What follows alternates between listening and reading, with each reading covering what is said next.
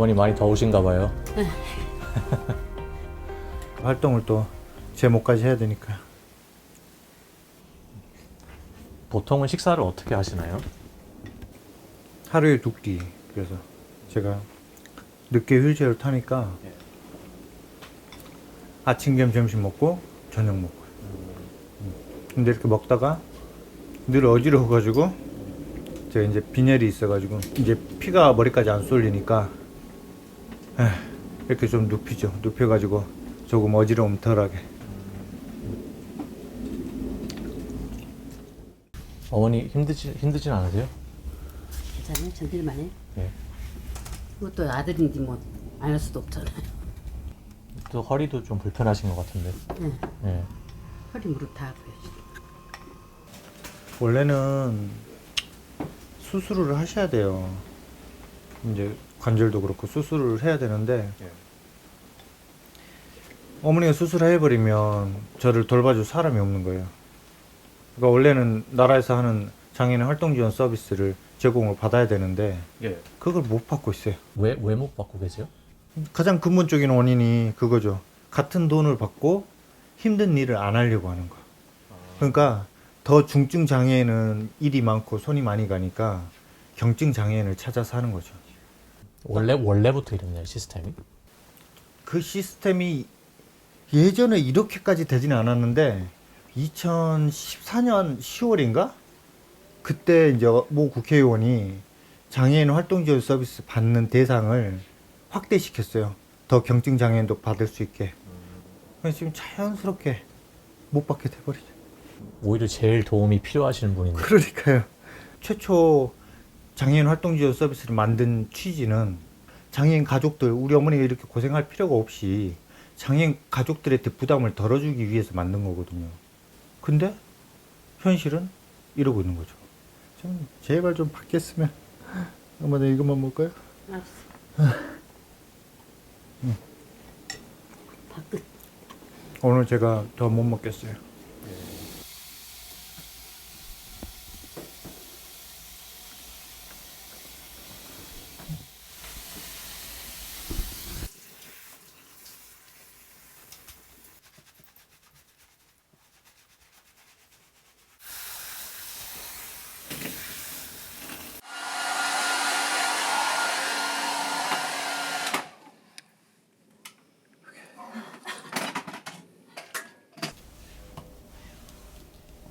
넘어져요?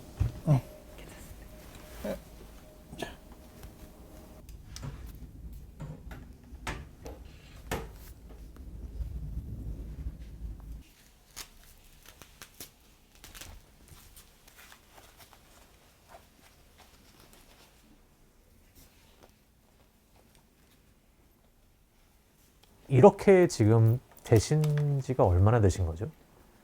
10년하고 4개월 정도? 네, 10년하고 4개월 됐네요. 저는 사실 비장애인으로 33년을 살아오다가 그것도 누구보다 건강했던 직업 군인으로 생활을 했었고 세 아이의 아빠이기도 했었어요. 그 어떤 일이 있었나요? 제가 근무하던 곳이 전라남도 장성이고 그 지방에서는 그 지역 축제를 많이 해요. 지역 축제 프로그램 중에 자전거 동호인들이 한데 모여가지고 유유히 자전거 라이딩을 하던 그런 프로그램이 있어서 참가를 하게 됐죠. 예. 주말이었는데 토요일 날. 근데 금요일 날 퇴근을 하기 전부터 비가 하늘에서 구멍이 뚫린 것처럼 쏟아지는 거예요. 대회가 아니니까 그렇게 무리하게 경쟁할 필요가 없는데 옆에 자전거들이 한 300대가 있었어요. 막 지기 싫은 그런 마음이 생기는 거예요. 좀 무리를 했죠. 그리고 나서 코스 거의 막바지에 제가 앞에서 선두그룹에 있었는데 내리막길 내려가고 있었고 앞뒤 브레이크를 균일하게 잡고 가고 있었어요. 예. 근데 브레이킹이 전혀 안 되더라고요. 너무 젖어 있어가지고 노면이 예. 브레이킹이 아예 안 되는 거예요. 그래서 거기가 약간 내리막 커브 길이었는데 하는 순간 앞에 뭔가 나무였을 것 같은데 거기에 부딪히고 눈을 질끈 감았죠. 부딪힐 것 같으니까. 질끈 감고 기절해 버렸어요. 기절했다 깨보니까 눈을 떠보니까 몸이 안 느껴져요. 내 몸이 어디에 있지 뭐 내 몸이 없어진 것 같아요. 사라진 것 같은 그런 느낌 나는 거예요. 그래가지고 고개를 막 힘들게 들어가지고 보니까 제 몸이 그 산길 배수로에 처박혀 있더라고요. 팔다리가 다 꺾여 있는데 느껴지지가 않아요. 이 감각이 없어요. 감각도 없고 안 움직여지고 그러니까 바로 눈치챘죠. 아, 내가 신경 손상을 입었구나. 뒤따라오던 사람이 이제 119 신고해주고 이제 함부로 만지지 못하게 하고 119 대원이 왔을 때 전문가가 만질 수 있게 했죠. 의식이 계속 있었으니까. 그래서 저는 2011년 8월에 사고 나고 2012년 1월 30일부로 전역 처리가 돼버렸죠. 그래서 결과가 어떻게 나왔나요? 사지마비, 완전 손상. 어깨끝 밑으로는 움직일 수 없고 감각도 없고 스스로 신변 처리조차 못한다라고 그렇게 얘기를 들었죠. 그 통보를 받았을 때 심정이 어떠셨나요? 신변 처리를 스스로 할 수 없다라는 생각은 차마 못했었던 거죠. 그게 저한테는 가장 큰 충격이었어요. 내 스스로 신변 처리를 못하면 그 누군가가 나의 변을 빼줘야 된다는 그런 생각을 또 하니까 내 가족한테 또 부담이 될 거고 수치심도 들겠고 이러면서 너무 머리가 하얘지더라고요. 어떻게 살라고 도대체 이렇게 될 수가 있나 하면서 되게 많이 좀 힘들었었어요. 와이프분은 안 계셨나요? 당연히 그때는 애 엄마가 있었죠. 애 엄마가 제 병 수발 다 했었죠. 지금 아내분이 어디 계시는지 여쭤봐도 될까요? 애들 엄마하고는 제가 헤어지자고 얘기를 했었어요. 몇 년 전이죠. 그러니까 사기치는 사람이 애들 엄마 곁에 나타난 거예요. 부동산 사기로 한순간 집이 날아가게 생겼던 거죠. 집이 어느 날 이제 뭐 전기세 미납 독촉장, 전기를 몇 월 며칠부로 끊겠다, 수도도 언제 끊겠다, 막 이래버린 거예요. 근데 이제 애들 엄마가 이제 저랑 상의가 안 된 상태였어요. 혼자서 해결하려고 막 그랬었고, 저는 사실 그 부분이 좀 실망스러웠고, 트러블이 생기면서 제가 이혼을 요구했죠. 왜냐면 집이, 일단 집이 날아가게 생겼고, 정말 되게 경제적으로 너무 열악하는데, 내가 둘째, 셋째를 놓고 온다는 것도 말이 안 됐고, 또 그렇게 제가 살고 싶지도 않았으니까, 그 어린 아이들 우리 둘째, 셋째는 제가 챙겨서 내가 책임지겠다 하고 데리고 나왔죠. 이 가정을 지키는 가장으로서 좀 제일 어려운 부분이 있었나요? 예를 들어서 뭐 우울증이라든지 아니면 뭐 좀 제일 낮았던 그런 어떤 기억이 있으신가요? 엄청 처절했죠. 돈도 없고 새 아이들 길바닥에 내몰리게 생겼고 이렇게 살아서는 내가 가족들한테 그냥 짐덩어리밖에 안 되겠구나. 죽어야 되겠다. 그런 결정을 아주 진지하게 했죠. 가족한테 짐대기가 너무 싫었으니까요. 그때 스마트폰 작은 거를 제가 터치펜을 구입을 해서 그 터치펜을 입에다 물고 계속 검색을 했죠. 밤마다. 병원 침대에 누워서 계속 밤마다 검색을 해가지고 정말 찾기 힘든 그 동반 자살 카페를 찾아가지고 동반자 동반 자살이라는 게 이제 혼자서는 못 죽겠고 다 같이 한번 죽자 뭐 이렇게 정말 죽고자 결심한 사람들이 모이는 공간이 있었어요. 물론 지금도 암암리에 그 대한민국 자살률이 얼마나 높은지는 어느 정도는 아시잖아요. 그렇게 삶을 포기하고자 하는 사람들이 있어요. 그래서 혼자 죽기에는 좀 겁도 나고 하니까 같이 죽자 하는 사람들이 모여 있는 곳이 있는데 불법이죠. 그렇지만 그 불법인 공간을 저는 정말 처절하게 막 찾아다니다 보니까 찾은 거예요. 그래서 거기다가 글을 남겼어요. 내가 사지마비 장애인인데 가족한테 너무 짐이 되기 싫고 더 이상 이렇게 손 하나 까딱 못하고 산다는 게 나는 도저히 용기가 안 난다. 나도 도와달라. 한 일주일 지났나? 메일에 답장이 왔더라고요. 그 내용이 도와주겠다. 언제 우리가 만나면 좋을까? 그런 거예요. 죽음이 드디어 내가 그토록 원하던 죽음이 코앞에 오니까 너무 무섭더라고요. 그러면서 이런 생각이 들어요. 억울하더라고요. 내가 뭘 그렇게 잘못했나? 자전거 타다가 넘어진 게 그렇게 큰 죄를 짓는 건가? 내가 우리 새 아이 키우면서 그렇게 나쁜 아빠였나 하는 생각도 들면서 억울하더라고요. 도저히 이렇게 못 죽겠다. 진실을 알게 되죠. 나는 정말 살고 싶었던 거다. 그래서 그 메일을 닫고 살궁리를 하기 시작했어요.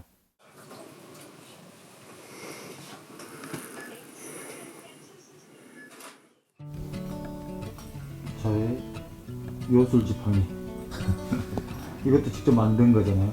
유튜브 구독자도 이제 10,000명이나 되시고 예. 유튜브 영상 편집을 이렇게 한다는 게 저는 상상이 안 가거든요. 저는 사실 원래 사진이나 영상에 관심이 많았어요. 군생활 할 때부터. 그랬는데 가능성이 있겠더라고요. 할 수 있겠는데 싶어가지고 해보니까 결국 되더라고요. 영상 편집 이렇게 하신 지는 얼마나 되셨어요?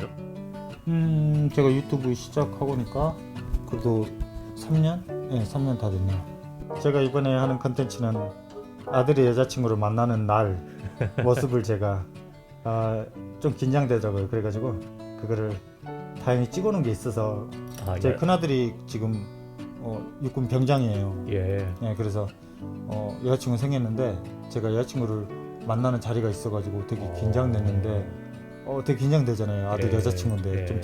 좀 이왕이 잘 보이고 싶고 딱 넣어가지고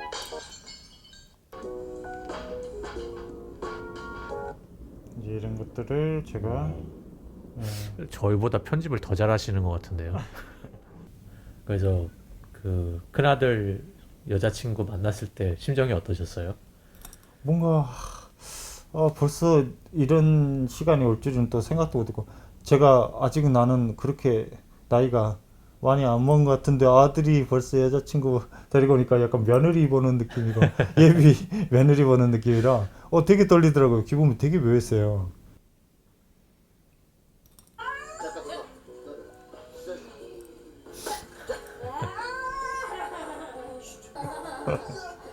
큰아들 이때 9살 때 큰아들이 키가 크시네요, 그러면. 지금 188 정도 돼요. 와.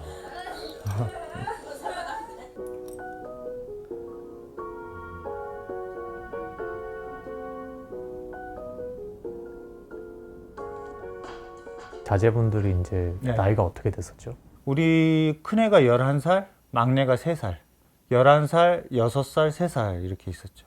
이 아빠의 이런 모습을 보고 어떻게 반응을 처음엔 하던가요?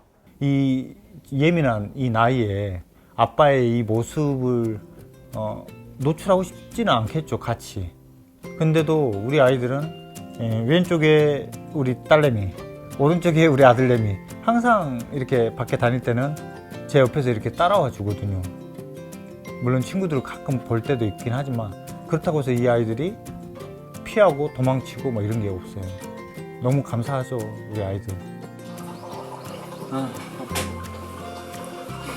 병원 갔더니 1시간 반 동안 그냥 진료를 안 해주고 방치시켜주고.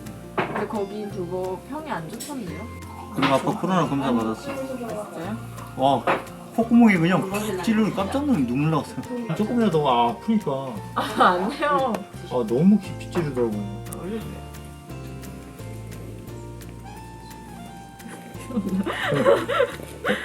현재 생활은 좀 어떠세요? 이제 아무래도 수입 같은 거라든지 그렇죠. 이렇게 이런 장비 같은 것도 굉장히 저는 처음 보는 거지만 굉장히 비싸 보이고 네, 맞습니다. 비싼가요, 이게? 일단 어느 정도로 생각하세요? 한 아무리 못해도 몇백은 할 것 같은데. 그렇죠. 예. 네. 이거는 헤드 컨트롤 빼고, 이건 옵션이니까 헤드 컨트롤로 빼고 이 휠체어 바디 본체 가격만 2,500만 원. 헤드 컨트롤러 옵션을 넣으면 1,000만 원 이상 더 들어가요. 그럼 이게 지금 3천만 원이 넘는 거죠. 뭐 퇴직금 4천만 원 받고 전역한 사람인데 제가 그걸 살 수가 있는 능력이 안 되죠. 저도 기초생활수급자인데. 그래서 저는 중고로 구입을 했었어요. 중고로 구입해도 1,000만 원이 넘어요. 그러면 그 생활은 어떻게 하세요, 지금? 기초생활수급비를 생계비를 받고 있죠. 그리고 또 제가 장애인식 개선 교육 강사로 프리랜서로 일을 하고 있지만 사실 작년부터는 일을 거의 안 했어요. 코로나 때문에. 장애인 당사자 대상으로 하는 아르바이트들도 있거든요. 그래서 아르바이트들도 가끔씩 찾기도 하고요. 이런 오해를 해요. 이제 제가 예를 들어서 LG 플러스 광고를 찍었을 때 되게 넓은 집에서 촬영을 했죠. 그 집을 보고 잘 사네. 휠체어도 비싼 거 타고. 그 제가 또 옷을 조금 더 깔끔하게 입고 그러면 와, 또 돈 좀 있는 장인인 같다. 이런 생각들을 하거든요. 현실은 저는 기초생활수급자로 살아가고 있죠. 정말 딱 이렇게 봤을 때도 네. 그런 이미지가 워낙 또 이제 말씀도 잘 하시고 다 이렇게 옷도 깔끔하게 잘 입으시고 하는데 특별히 그런 이유가 있나요? 언제였더라? 2015년 정도 된 것 같아요. 14년인가 15년에 제가 이제 집 근처를 이렇게 갔었는데 제 휠체어 테이블 위에 있던 물건이 떨어진 거예요. 그래가지고 이걸 제가 스스로 집을 수가 없으니까 혼자 있었는데, 그래서 지나가시는 이제 아저씨한테 저기 죄송한데 저 부탁 좀 드릴게요 이렇게 하면서 용건을 얘기하려고 했는데 제 얘기 듣지도 않고 손을 절레절레 흔들면서 지갑을 안 가졌다 하면서 그냥 가시는 거예요. 구걸하는 줄 알고. 근데 제가 그때 복장이 그냥 편한 추리닝 입고 있었거든요. 그래서 아, 정말 이런 무시는 받고 싶지 않다. 내가 구걸하는 삶을 살고 싶진 않고 나도 뭔가 스스로 일을 하는 삶을 살고 싶은 사람인데 이렇게 오해를 받을 수 있을까 싶어서, 그래 조금 그러면 외적으로 조금 내가 꾸며야 되겠구나.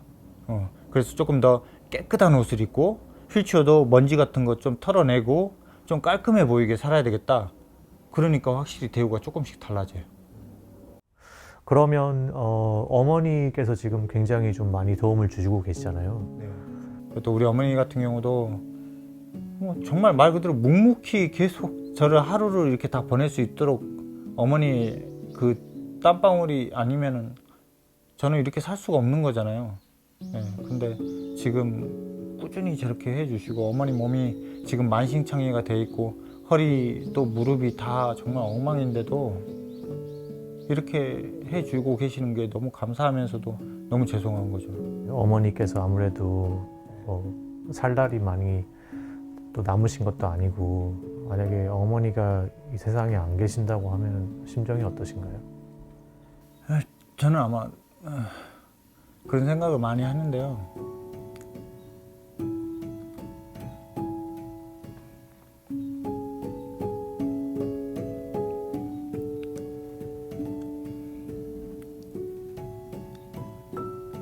진짜 많이 후회할 것 같아요. 안 계시면 너무 많이 후회할 것 같다 하는 생각이 드는데, 정말 잘 안 되는 게 어머니한테 막 부드럽게, 어머니한테 막 따뜻하게 어머니 너무 감사합니다 뭐 사랑 표현 이런 것도 못 해주고 있는, 정말 어떻게 보면 막 부뚝뚝한 아들인 이런 제 자신이 너무 많이 막 죄송하더라고요. 그 어머니가 안 계시면 저는 그냥 여기 이렇게 매트에 누워서 살아야 되나.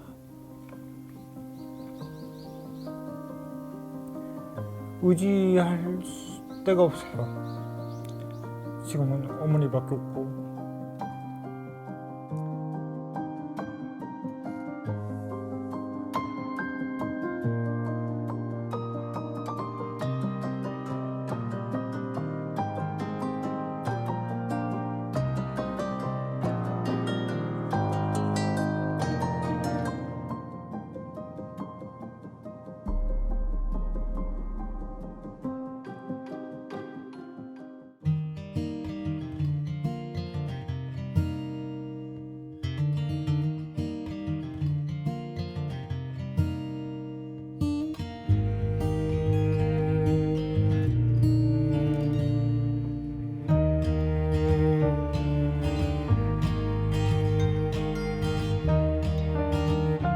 보통은 너무 장애인을 히어로화 시키는 그런 경향이 있죠. 또는 장애인을 어떤 긍정의 대상, 정말 불쌍하게만 보거나 아니면 정말 영웅처럼 만들어버리는 사회가 지금 대한민국의 사회거든요. 근데 그게 아니에요. 저도 똑같은 사람이거든요. 그냥 새 아이 아빠고, 나도 그냥 직업생활하고 돈 벌고 싶고, 화날 때 화내고 짜증스러울 때 짜증내고, 나 똑같다 너희들하고 뭐 이런 얘기를 하고 싶은 건데 그 누군가는 댓글로 장애인 되니까 이제서야 그러냐라고 하는 사람도 있지만 정말 맞아요. 장애인들이 장애인 되고 나니까 아는 거예요. 저는 그나마도 이렇게라도 내가 장애를 잊고 지금이라도 이런 얘기를 할 수 있고 지금이라도 이런 생각들을 할 수 있는 거를 감사하게 생각하려고 하거든요. 예, 그래서 이왕이면 좀 긍정적으로 바라보고 생활하려고 합니다.